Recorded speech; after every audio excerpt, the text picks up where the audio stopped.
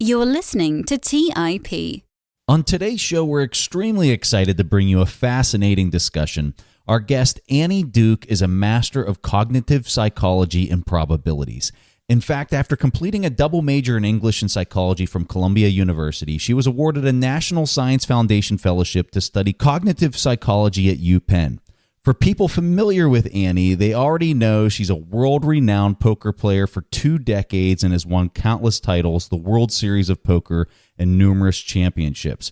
Annie is the best-selling author of Thinking in Bets, Making Smarter Decisions When You Don't Have All the Facts. She's been a keynote speaker for executive staffs at Marriott, Citibank, and many Fortune 500 companies.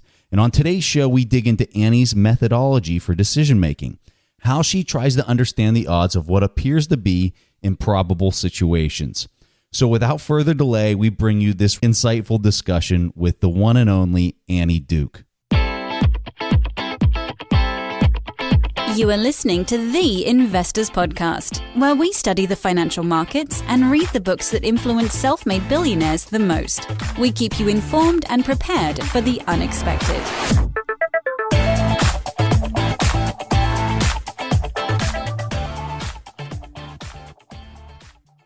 All right, guys, we're here today with Annie Duke to talk about her new book, Thinking in Bets. And I have to say, as I told Annie just before the interview, I'm a little starstruck here. So thank you so much for coming on the show, Annie. Well, thank you for having me. I'm excited to talk some ideas.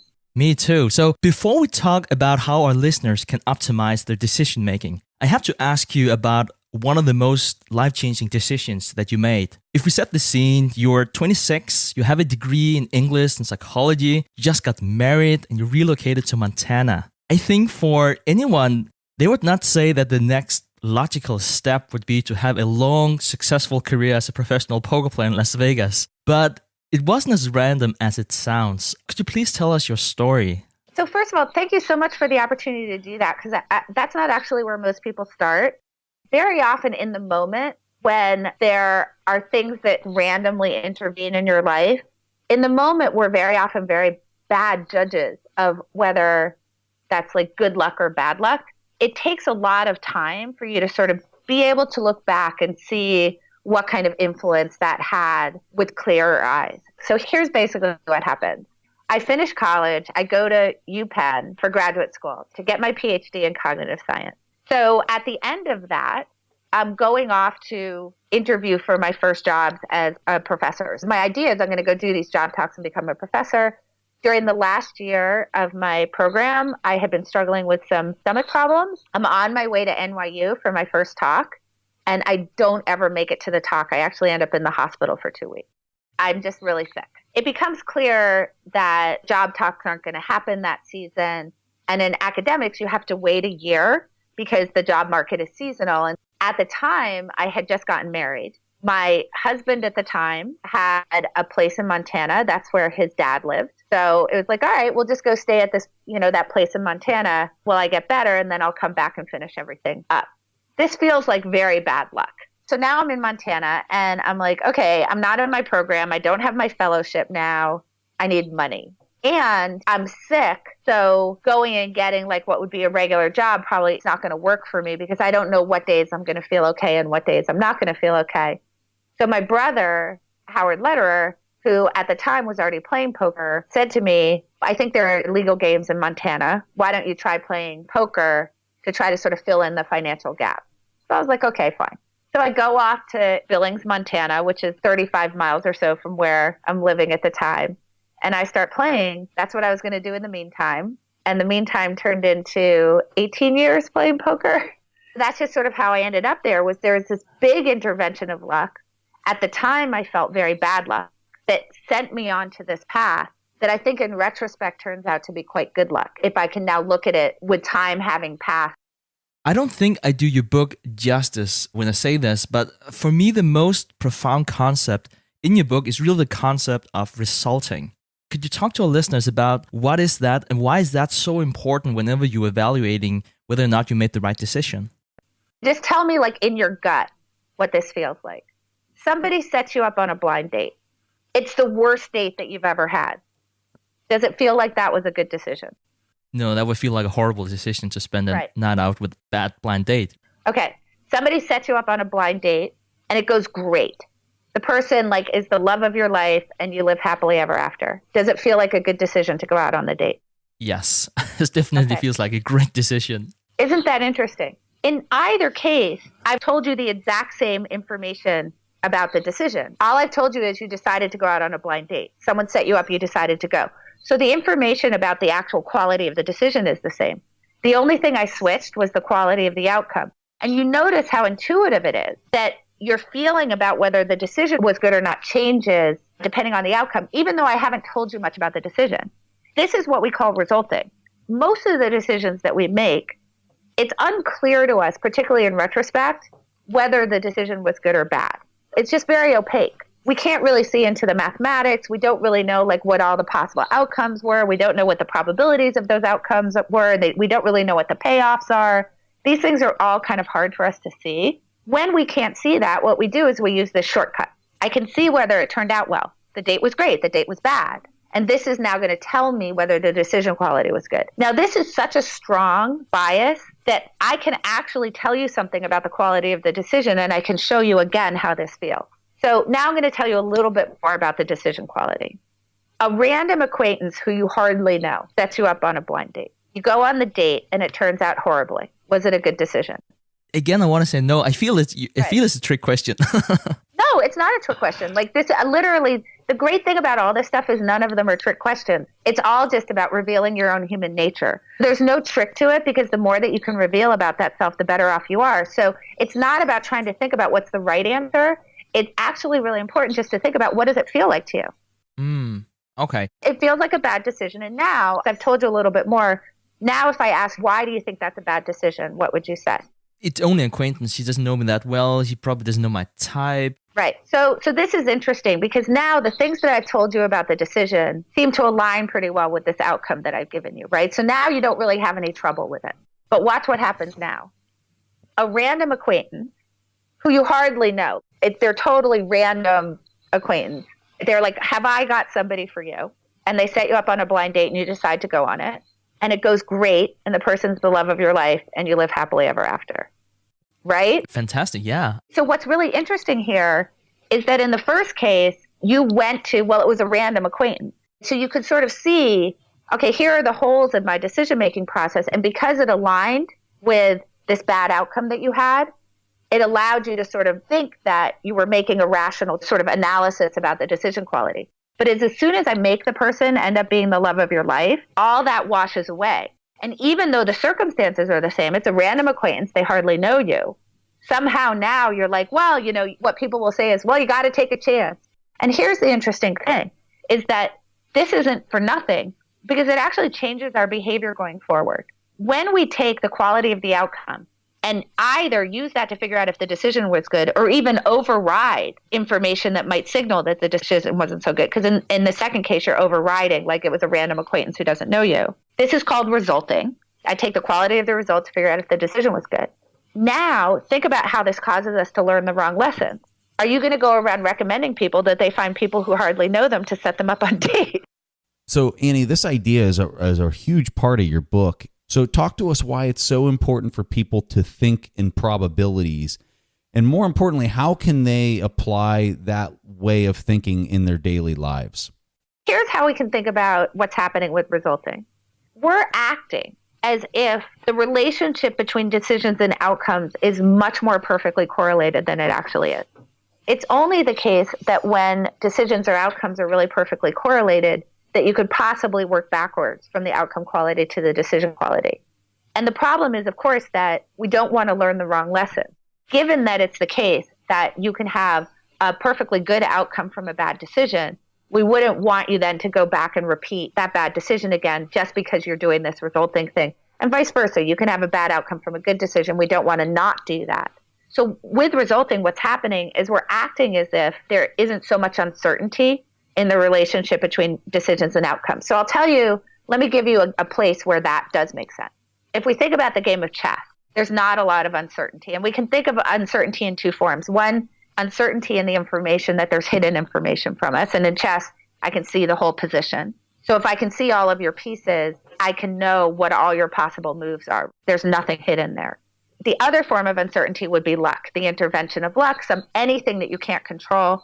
In chess, the pieces only move by an act of skill. Nobody rolls the dice, and then all of a sudden the bishop appears or disappears from the board. What that means is that in a game like chess, if all that you know, like the only thing you know, is that I played a game of chess with somebody and I lost, so all I'm telling you is the outcome, what can you say about my decision quality compared to my opponent if all you know is I lost? Well, maybe he or she's a better decision maker. Right, in that game. And that's fine. In that particular case, it's totally fine to do that. Why? Because chess doesn't have this uncertainty. But now let's take something where we do have a lot of uncertainty. So let's take poker. Now in poker, we've got two forms of uncertainty, right? We've got the cards are hidden from view, so I can't see the person's cards. And also there's the intervention of luck. What that means is that now I can have the best hand, I can play it really, really well, and I can still lose. Going into the last card, I could be 98% to win the hand. 2% of the time I'll lose. Like sometimes I'm just going to lose. Likewise, and actually I think even more problematic, is that I can have the worst hand. I can play it pretty poorly. Like I can decide it's a really good idea to go out on a blind date that's set up by someone who literally doesn't even know anything about me. So I can have the worst hand. I can play it pretty poorly. And then it can turn out great. I could be 98% to lose the hand. And because of the turn of the last card, 2% of the time I'm going to win. So what does that mean? That if all you know is that I played a little bit of poker, let's say a half hour of poker with somebody, and that I came out the loser, now what can you say about my decision quality in comparison to theirs? So once you start to put uncertainty into the mix, it takes a lot more iteration in order to actually see the skills start to emerge. So you can kind of think about it like, if I flip a coin once and it lands tails, that doesn't mean that I should think that tails is going to land every single time, right? It takes a lot of coin flips in order for me to sort of figure out what's going on with that coin. And that's the same in poker. We would have to play a lot of hours together before you could actually say who was the better decision maker. Like a half hour doesn't do it because there's too loose a connection between decision quality and outcome quality. Okay, so what we can sort of think about is that what's happening when we're doing resulting is that we're acting like we're playing chess. If I know what the outcome is, I can work backwards on a single trial. This isn't, we're not working with big data sets here. For most things, you've got one try at it. When the fact is that we're not really playing chess, we're actually playing poker. Because if we were playing chess, then every time you ran a red light, you would at least get a ticket. And every time you went through a green light, you would emerge unscathed. But we know that that's not true. Sometimes I go through green lights, I get in an accident. Sometimes I go through red lights and nothing bad happens to me. So we know that you can't do this, right? So once we sort of have that frame and we realize, okay, we're sort of acting like we're playing chess, but we're really playing poker, you can start to see where this frame of thinking about your decisions as bets actually is really helpful. Really what a bet is this. I have options that I'm weighing, and I have limited resources to invest. So I can't invest in all the options available to me. So let's simplify it and say I've got a binary choice, option A, option B. I have resources to invest. Sometimes it's just my time. And whichever option I choose is not going to result in a guaranteed future. When I choose an option, there's going to be a set of possible futures that could occur. And each of those futures is going to have some probability of happening. That's exactly what a bet is, right? I invest in an option that then results in some sort of probabilistic distribution of outcomes. And what I'm trying to do is get a positive return on my investment. I think this story is the perfect segue into my next question here, because your book is it's just packed with great stories. And perhaps my favorite story is about 30 days in Des Moines. And I do want to apologize to all our listeners out there in Des Moines. It might not come across as well. But for me, that was such a hilarious story. It's become poker folklore also. But Annie, could you please tell us that story and perhaps also the more surprising learning outcome of why this story applies to all of us? My very good friend, John Hennigan, in the 90s, amazing poker player, but also really the stereotype of what you would think of as a 20-something guy playing poker for a living. The term that we would have used is action junkie. So an action junkie is like someone who just really he likes to be in it. He likes to be in the action. So he's playing all night. The game is starting at 9. or 10. He's like playing through the night. He like never sees the sun. When he's done playing, he's like going out to the club. So this is a guy who likes his nightlife, really likes poker, loves a gamble. So one day he's sitting at the poker table and a discussion breaks out. So there's a lot of downtime in poker. So you end up like with some very strange discussions happening. On this particular day, the discussion was about state capitals. So there, it's like, oh, do you know the state capital of this? Do you know the state capital of this state? Do you know the state capital of this state? They get to Iowa. Do you know the state capital of Iowa? Yeah, it's Des Moines.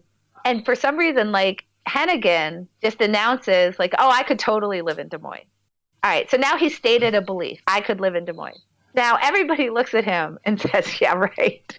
I mean, this is like the absolute epitome of a Vegas guy. They're like, yeah, right. You could live in Des Moines. Well, so now what we have is conflicting beliefs. People at the table believe that he can't live in Des Moines. John Hennigan believes he could. And as often happens in an environment where bets take place, when there are conflicting beliefs, the adjudicator is a bet. So you have this kind of accountability mechanism that now intervenes for your beliefs, where you sort of figure out, all right, let's figure out how deeply we really believe this thing. So they start to negotiate a bet.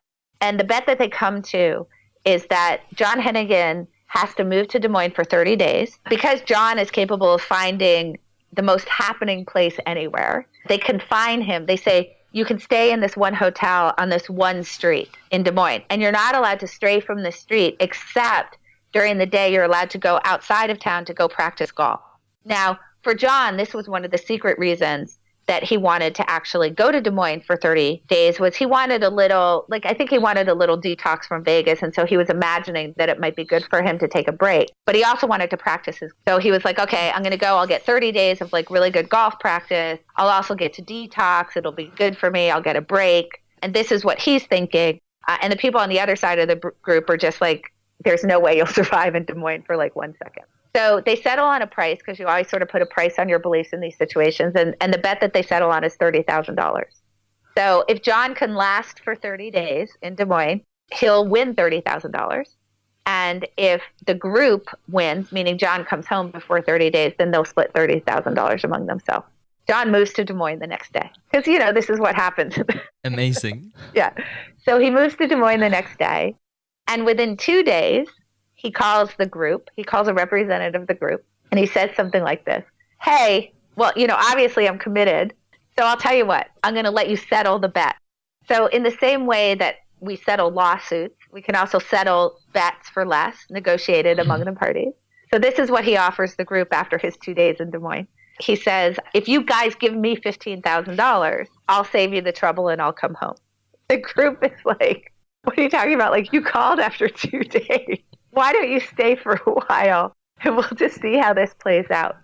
Within a week, John had come back to Las Vegas and he was paying the group $15,000 for the opportunity. Wow.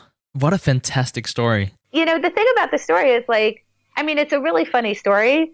It's not really just for the entertainment value. It actually shows you something really important about what happens when you think in bets. What happens is that you get held accountable to the things that you believe. And this is actually really, really important, because we can kind of think about beliefs in two ways, right? We could think about beliefs as predictions, like I believe that I could stay in Des Moines for 30 days. So that would be a prediction. And we know that the nature of those predictions are probabilistic. And generally, what we do is we think about those things as yes or no. Either this will happen or it won't.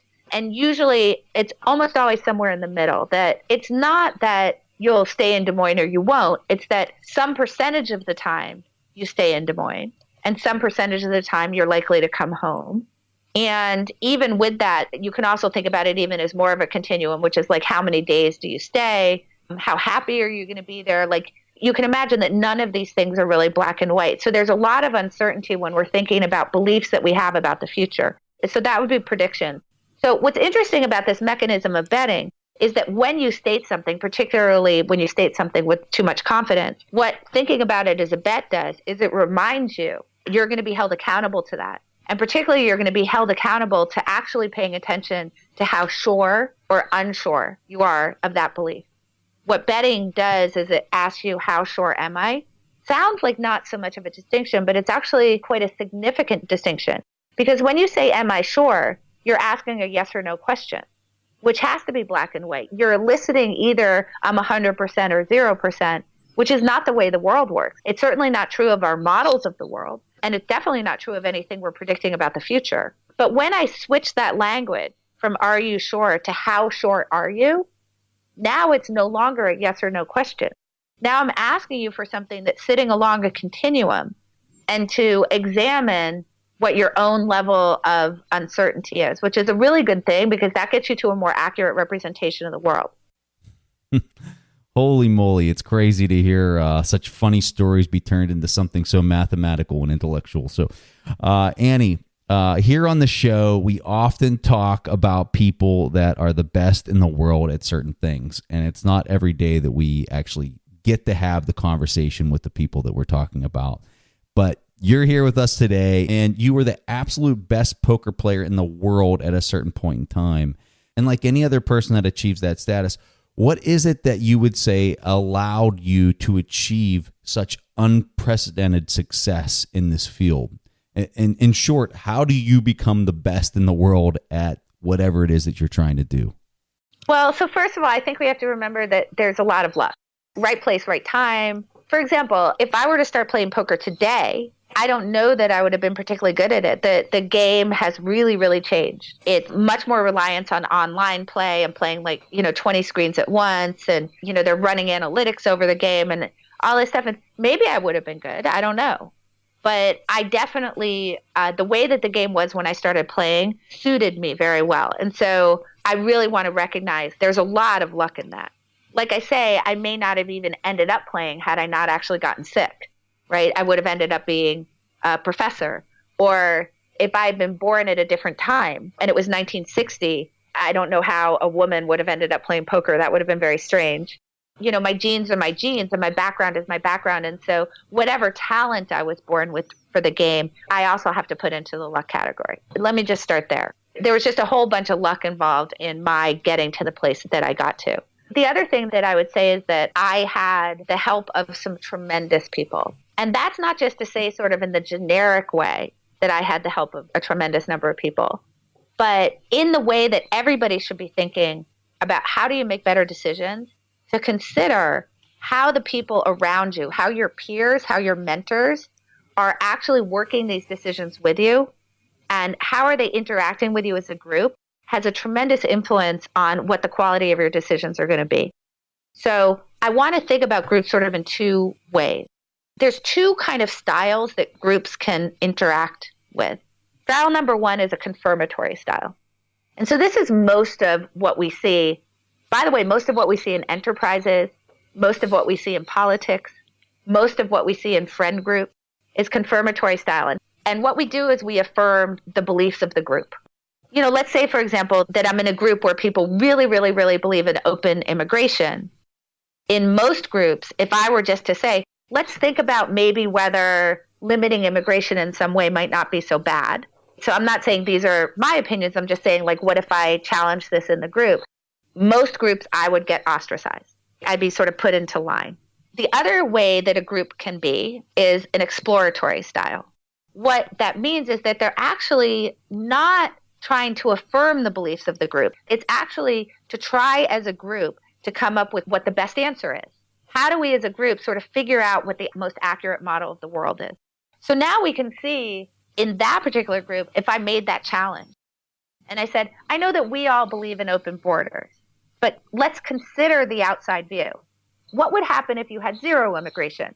What would happen if you had these quotas on it? What if you had these different restrictions? What if you did have open borders? And you're actually exploring all of it, and you're willing to listen to what the challenges are, and in particular, listen to somebody who is dissenting with your beliefs in a way that helps you to actually more accurately model the world. There are really wonderful things that come out of that, which is really, really good as a decision maker. And even in the case where it turns out that the thing that you believe is actually pretty dead on, it's still really useful to hear somebody who believes something strongly on the other side. Whenever we actually have sort of what would be considered an opponent, even if it turns out that you think that your strategy is really good, it's very important to be open-minded to their strategy because it allows you to figure out what are the things that you can do in order to leverage their strategy to your advantage. So if I'm really open-minded to really trying to figure out what's the best view that I could have of your thinking, it exposes more of your thinking to me so that I understand much better what you're doing, which is good. It actually allows me to understand in a much better way what my own strategy is, what my own thinking is. One thing that a really good group does, that this group of mentors did for me, was they instilled in me this exploratory style, that in order for me to interact with this group, that I had to be open to the fact that I was wrong.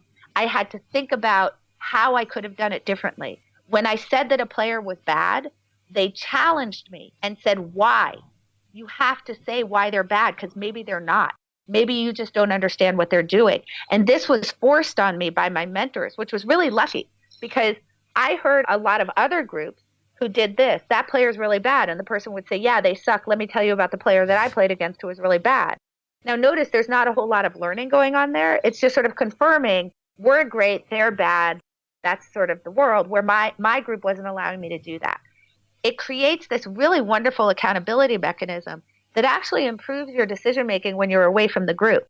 Because now, whenever I'm looking at a situation, I'm processing it in the moment, knowing that my group is going to challenge me later. So now it actually makes the way that I look at the situation, the way that I process the information as it comes in, it disciplines it so that I'm much less likely to fall on my own into this sort of confirmation bias problem, into this motivated reasoning problem, into sort of feeling overconfident in my own strategy.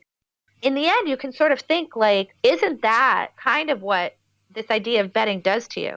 You know, Annie, it's very interesting how you talk and think about decisions. And I also think that reading through your book, you contribute a lot of your success to this decision group, if we can call it that. I think that seeking for truth, or this social contract you have in place with many people, if you just went outright and spoke to people, most people would probably be in what you would refer to as a confirmation group. They might be offended or just very confused of why would you ask that question. My question to you is, how do you find like-minded people who are willing to grow with you, who you can form this group with, and where you can seek the truth together? The thing that's really great about that question is that we need to understand that you can't go around in your life just challenging people to bet. Like, you're not going to have any friends. Like, if you're just going around to people like, do you want to bet all the time? People are like, what a jerk. That's number one. And number two is that not everybody is looking for this kind of interaction, because this kind of interaction is actually challenging. When I listen to somebody who disagrees with me, there's three things that can happen after I finish listening to you. One is that I could continue to believe, or perhaps even increase my belief in the thing that was my side of the argument. I could change my belief a little bit in your direction, or I could have a full-on reversal. In any of those cases, I'm better off for having had that interaction because I understand more what I mean. So when you have a full-on reversal, that's amazing, because that's going to stop you from making that same mistake again going forward. Most of what's happening is not a full-on reversal or a sticking to your guns. Mostly what's happening is that you're calibrating. And you're saying, yeah, a lot of what I believed is true, but now I can really see the other side, and I can see that some of what they're saying actually has merit, and I'm now going to incorporate that into my belief. The problem with all of that is that in order to actually do that, you have to open yourself up to the possibility of a full-on reversal. You have to open yourself up to saying, well, I wasn't really 100% right about this, that there's some wrong in there. And the issue for most of us is that our beliefs are really part of our identity. So when somebody is expressing a belief that opposes ours, we feel like it's a challenge to our identity. And when we have to change a belief, it feels like being told that we were wrong. And in the moment, that feels really, really, really bad. So once we understand that, the first thing is we don't want to really force that on people. If I'm just randomly having conversations with people and I'm going around saying to people, do you want to bet? I might as well be telling people, well, you're wrong. I think you're wrong. That's how they're going to hear it. And that's actually not going to do any good. So let's sort of divide the world into people who are seeking this kind of interaction, this exploratory style, and people who don't know that they want to be seeking that. So let's just divide the world into those two groups. All right. So how do you form your own group? Well, if I were to say to you, hey, if you were to think about your friend, can you think about, are there some of those friends who just sort of naturally seem interested in asking why they're wrong? Or they'll say to you things like, where am I going wrong here? What do I not have right? When you disagree with them, they don't get upset. They're willing to hear you. sure, yes, there would definitely be people who, if not enjoy that, but would definitely feel better about that than other friends. Yes. Right. So those are the people who you form your decision group with. So you find the people who are heading in that direction already, and you say, hey, let's get together and let's actually form a decision group or a decision pod. What the goal of this is going to be threefold. We're going to commit to trying to form the most accurate model of the world as opposed to affirm the things that we already believe. So let's agree to that. Let's call that accuracy versus rightness. We're going to reason about the world in order to try to be accurate rather than right. So we're going to agree to that. Accuracy is our king here. The second thing we're going to agree to is that we're going to hold each other accountable to the things that we believe. So that when you say something that I think is off base, I'm not just going to let it go like we mostly do. In our group, when you hear me say something that you think that I'm off base on, I am going to consider that you have harmed me if you do not point it out to me. So this flips the normal interaction on its head. When I'm at a cocktail party and I express an opinion and someone challenges me, most people feel like that's harm. And so you're going to hold me accountable to the things that I believe in that way, because you're going to point out when you think that I'm going astray. Your book, Thinking in Bets, is absolutely amazing. I'll definitely encourage everyone out there listening to this to pick it up. But Annie, where can they find the book and where can they learn more about you?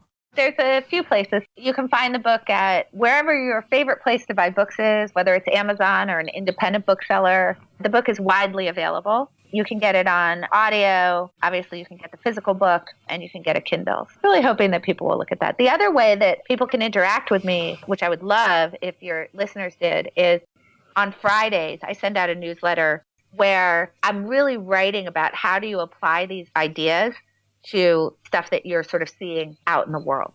People can go to annieduke.com to find the newsletter there. I love that process, and I love the readers of my newsletter, and I particularly love that it actually creates a lot of interaction with them.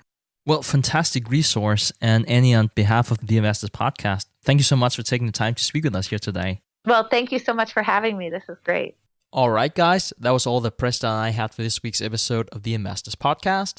We see each other again next week. Thanks for listening to TIP. To access the show notes, courses, or forums, go to theinvestorspodcast.com. To get your questions played on the show, go to asktheinvestors.com and win a free subscription to any of our courses on TIP Academy. This show is for entertainment purposes only. Before making investment decisions, consult a professional. This show is copyrighted by the TIP Network. Written permission must be granted before syndication or rebroadcasting.